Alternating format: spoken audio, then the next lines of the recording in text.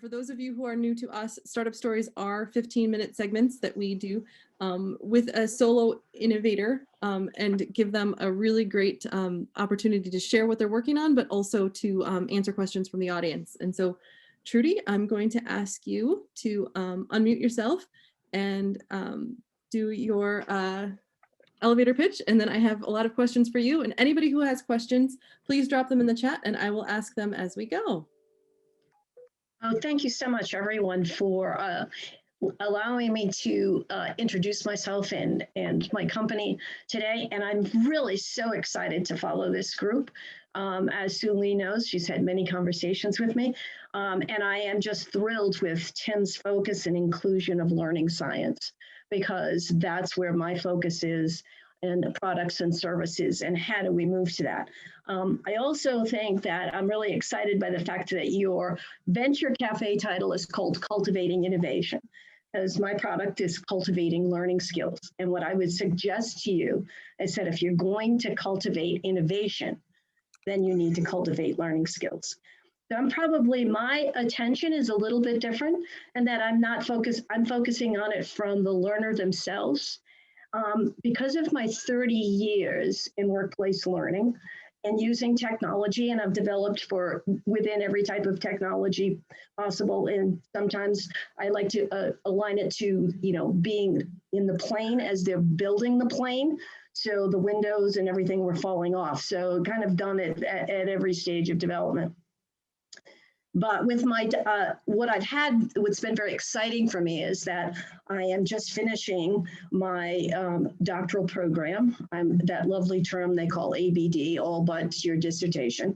And my research is on learning skills. And in particular, I've been focusing on adults and workplace learning. And so that, and my doctoral degree is in educational psychology and technology. So I've been focusing on the theoretical framework of what we like to call is metacognition, and then there's a big term and label for that, so I'm not going to spend time going on through it now, but I do believe that cultivating learning is a groundbreaking, innovative product, which is the start of a mind shift and a shift from a very traditional view of workplace learning, following an academic model with very structured curricula. And cultivating learning is an integrated learning product, and it uses a variety of different types of media and technology, including VR. Cultivating learning skills as a curriculum is based on evidence that allows an adult to measure their learning skills for the workplace, and it helps to improve any gaps. Well, evidence doesn't point to, and there's a lot of myth around that adults learn differently. We do know that the environment that you learn in is very different. Where school is your only job, and that's all you're doing is focusing on it. And the workplace, we know that, that becomes one of thinking about multitasking, it really is where we're focused. And what we're expecting is in workplace learning, this is an unstructured, complex environment, and it expects you to be self-directed and self-regulated, which means you have to have the skill to be able to do that. And the question becomes, are you good at learning skills? Do you have the skill? Or are you just good at school? Very important question. So cultivating learning skills is a curriculum, an integrated curriculum, and I use the word integrated because I don't like blended. That often is the word that gets mixed up here, but it's integrated in that it uses different modalities, and it's based on evidence. Workplace learning is not just about training. Training actually only refers to what we like to call routine expertise. It's the procedures and the steps. We really want people to move towards adaptive learning. Workplace learning is not about styles. Learning styles is one of the biggest myths that's been perpetuated. It's about skills. Do I have skills? And workplace learning skills are the foundation, and there is significant research to support that. If you're going to be a critical thinker, if you're going to be innovative, and you're going to be a true problem solver in your organization, you need the foundation of learning skills. So there's 2 asks for me today as a startup, and that I'm going to be offering our product free as of after the 1st of April. And we have 2 objectives. One, we're looking for folks that would be interested in trying it out, so that, because we know with technology, as any of the technologists from the panel or in this room can attest to, that you don't want people just to focus on the technology. You don't want that to interfere with their learning. So that's the first thing, is to make sure that we've set up and put the program together correctly. And then the second is to actually ask people to engage in the program so we can measure the research, and then be part of that research so we can demonstrate where the strengths and weaknesses are of people. You know, it's interesting because we've been talking a lot about feelings, and I just want to close with that, because to me, that's a critical part. So, you know, there's some important skills and concrete skills like planning and monitoring my learning and reflecting on my learning, but it's also the emotional part. You know, what are my feelings about learning? What kind of learning situations have I encountered? And if you use that label learning, what does that mean for me? So again, thank you, Amy. And I know you and I have talked about a number of things with this, so open to any questions. Excellent. Yeah. Anybody, if you have questions, we're going to go a little bit past 1 o'clock because we need to give Trudy the full 15 minutes because we want to make this really full. Please drop them in the chat, and I can either ask you to unmute or, but I want to ask you, you know, what drew you to this topic? Like, why, and why'd you build your company on it? How'd you get started?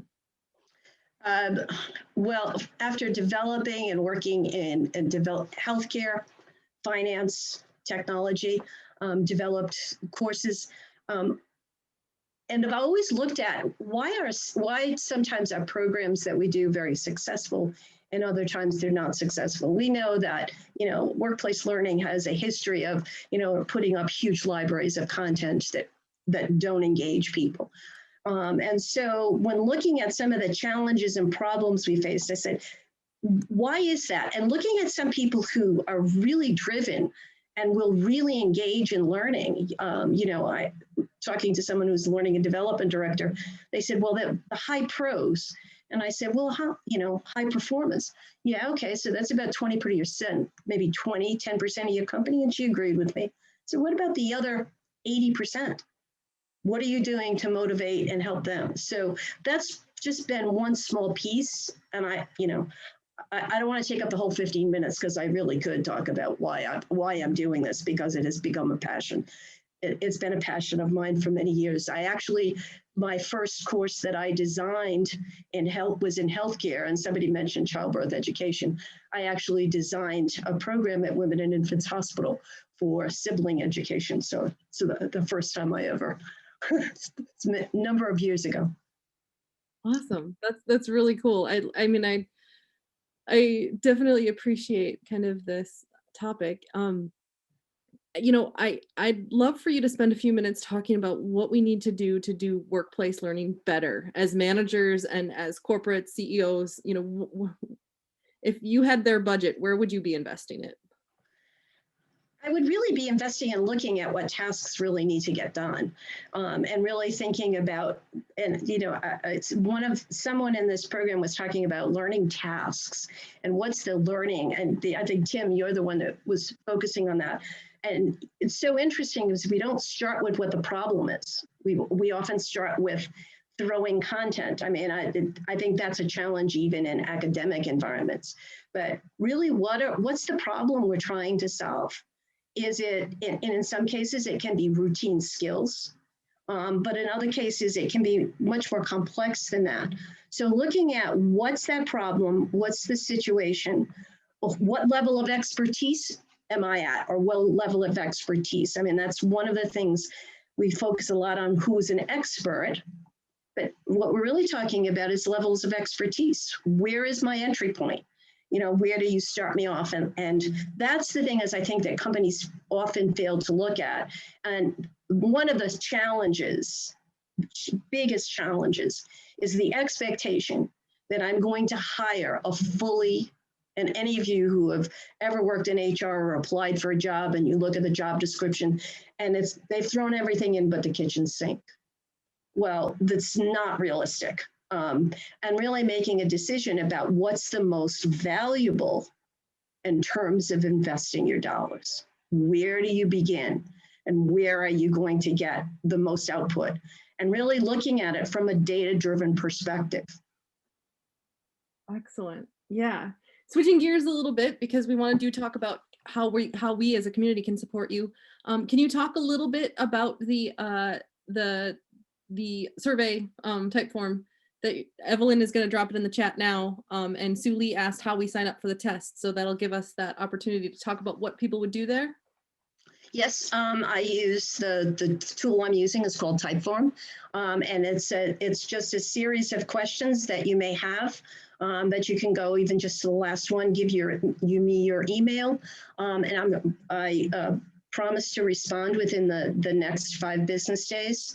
I'll be sending an email and asking you to participate, and you tell me which way you would like to participate. You know, whether it's yes, I'd love to engage in the beta. Or, you know, I'd love to do both. I mean, this is really where my focus is now as they start up a product and how can we get the product started and get it off the ground. Excellent, excellent. And then I'm going to ask you a couple more questions that we ask everybody. One, why are you in Rhode Island? What's here? Well, it's interesting because, you know, I think Trudy's the one that mentioned it, and that the change and the growth that I've seen, it's been very exciting for me. You know, I've been in business for a number of years, but it's been so heartwarming is probably not the right word, but to see the change and to see the growth and to see the positive attitudes and the move towards building businesses in Rhode Island that can be, you know, at the uppermost of the world, and really positioning us as a place a go-to place. So that's, to me, is the most exciting. Excellent. And then who is your ideal client? Who can we recommend to check out TCP Learning? You know, it's a challenge with a learning company, and I think I heard that from Tim and Eagle and Janice. You know, we are open to all types of companies. What I'm really looking for now is technology-related partners, because I do believe that the work we've been doing is in VR and using AR and other things in terms of how do you develop that using that product. That's one of the places that we're looking is for those technology partners who are interested in bringing learning science and consulting really into the work that they're doing. But we are also open to others. We've done a lot of work with professional development in a number of industries. So, excellent. All right, so let's recap really quickly. Your big call to action today is the link that you'd like everybody to fill out. Evelyn dropped it in the chat, and she can drop it in the chat again. When do you have like a deadline by when you need those responses by? No, I believe that the research is going to be ongoing for at least 30 days, if not a little bit longer than that. So even if people are feeling that maybe April is not a good month for them to commit to, please just respond and I'll get back to you and we can schedule time. What we're looking to do is to have a significant number of people engage in the research so that we can demonstrate the efficacy, which is really important to us. All right. And then where do you see yourself in 5 or 10 years after this research, and what's the end goal? I would like to see an end goal of that learning and workplace learning becomes a critical function to every business, and that it becomes a critical part of their success.